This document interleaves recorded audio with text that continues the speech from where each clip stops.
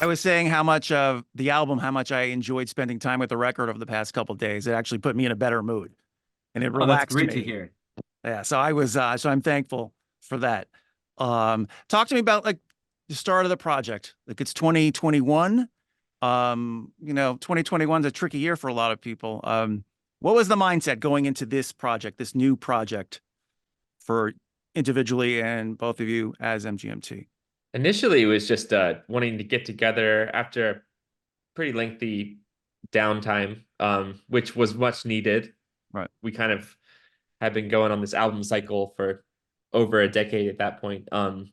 And I mean, I'm just kind of, the whole make an album, release it, do promo, and then tour for 2 years. That was kind of our lives since 2008. Right. So the pandemic happened and we both kind of did our thing during the lockdown. And then 2021, we got together and we didn't really have any expectations or just other than just kind of making sounds. And it felt good. It was a little tenuous at first. And then it wasn't really until the start of 2022 that things started really moving quickly and clicking, and we came up with a bunch of songs. Was this the first time you brought other or more collaborators and producers onto a project? We worked so the last record, Little Dark Age, we also worked with Patrick Wimberly on that one and Miles Robinson who engineered. So it's kind of the same core team as the one before. And then we've worked with other musicians in the past on our records, but this one did feel like we kind of opened things up a bit more, or we're like less precious about hanging on to something and just kind of letting people cut loose on it and seeing what they did. Right. How did the collaboration with Christine and the Queens come about on the song, on the Dancing in Babylon song, which is another excellent song on the record? How did that collaboration start? Well, the song kind of took on a lot of different shapes before getting to a point where it was even a duet. It was sort of like this jangly, jaunty, totally like I don't know, almost like English television personalities kind of thing in the beginning, and then it started shifting and it went through like a Euro house phase, and then eventually it kind of like went to like halftime and felt more like an 80s ballad. And pretty much as soon as we both kind of realized it could be good as a duet, we thought about Christine and the Queens.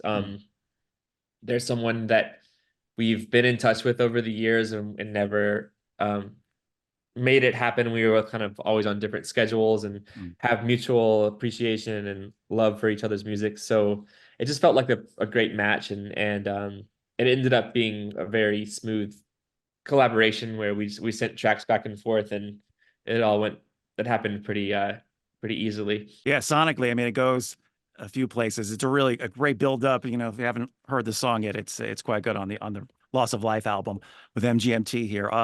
The video for Bubblegum Dog, really enjoyed it. It was the nod to the 90s alternative grunge videos that were big on the music channels at the time.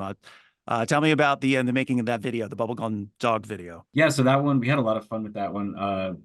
We collaborated with our friend Tom Sharpling, who we met as guests on the Best Show, his radio show, and we've kept in touch with him for a while. And I don't know, we got to talking about like just feelings of like insecurity or like running from things that you're afraid of, and or things that might be embarrassing or something like that. And it felt like going to that place of being like fully self-indulgent, kind of like playing the part of like grunge idols in like a sort of like self-deprecating way seemed like a good way to approach that. And I don't know, it was a super fun shoot. I mean, we were coming up with a lot of things on the spot, and Tom and his partner Julia were really great. Yeah. I mean, you had the soul patches and the cowboy hats, and I mean, you had those STP videos and the Pumpkins video. Was there something that you thought about and didn't make the video? Was there a nod to another 90s song or Yeah, two that there didn't make? was. Yeah. There was. It was we kind of had a little nod to Smells Like Teen Spirit. We were gonna have a janitor, and Uh-huh. then we felt like it was too much. It drifted too far into Weird Al Yankovic Yeah. kind of parody zone.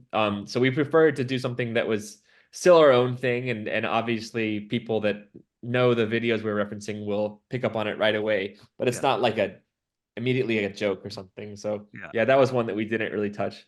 Yeah. Which was smart. I think like the pocket you hit was like 93, 94. So, you know, that was as a fan of the 90s music, I mean, you really you knocked it out with that video for Bubblegum Dog. Thank you.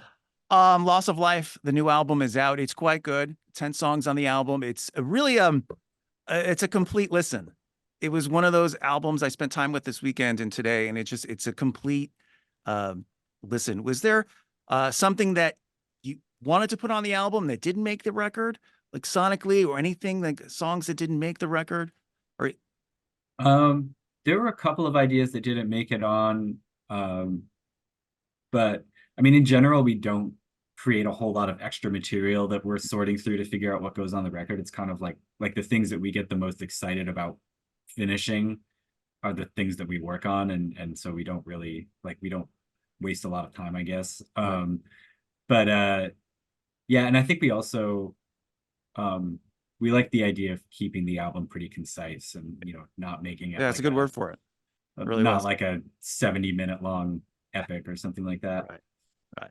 It has like the classic rock feel to it. But it's very like has like the 80s pop sound a bit to it, but not too heavy in one direction or the other. I think it's a well-balanced album and a well-balanced experience listening to Loss of Life. So kudos to you both. Thank you.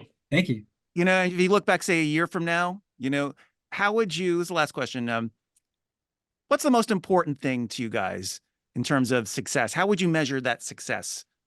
If you're looking back a year from now, is it just the creative process? Is it something else? What do you think that could be?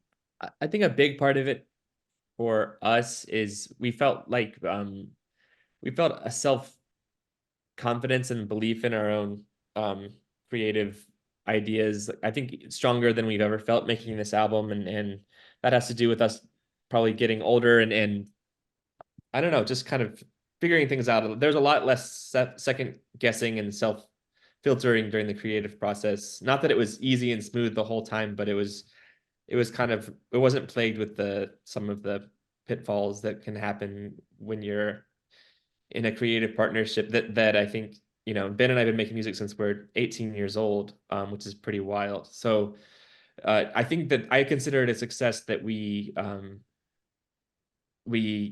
made something without compromising the vision in any way, and had a great time promoting it, making videos, and it was a new experience for us. We're on a new label.